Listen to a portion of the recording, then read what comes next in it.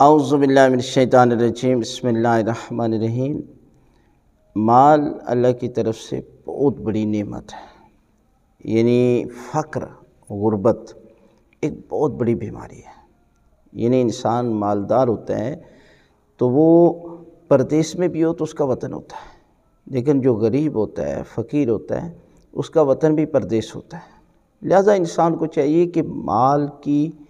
جو ہے وہ قدر کرے، اور پروردگار کی اس مال کے شکرانے کے طور پر کہ جو اللہ کی ذات نے اس مال میں پروردگار نے کچھ حصہ رکھا ہے، یعنی زکوٰۃ ہے، خمس ہے، باقی بھی صدقات ہیں، تو ان کو ادا کرنا چاہیے، اس لیے کہ یہ مال ضائع ہو جانے والی چیز ہے، لیکن اسی مال کے ذریعے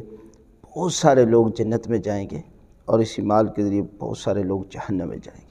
تو طریقہ کار یہ ہے کہ اکثر لوگ سمجھتے ہیں کہ یہ جو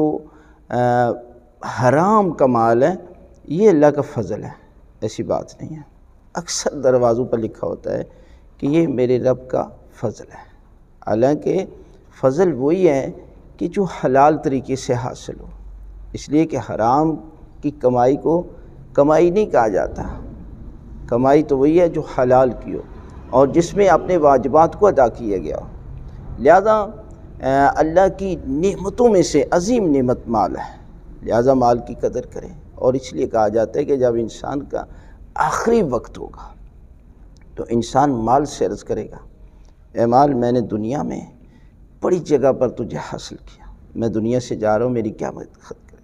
تو مال کہے گا کہ تم صرف مجھ سے کفن لے سکتے ہو،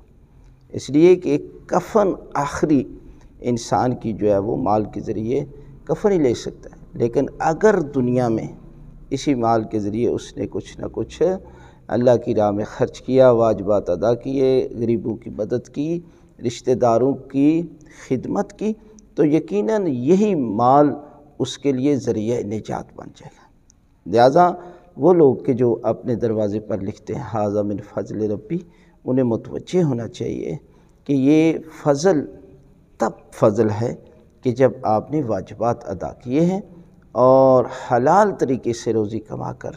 پروردگار کی بارگاہ میں مکان بنا رہے ہیں۔ مکان بھی اللہ کی بڑی نعمت ہے،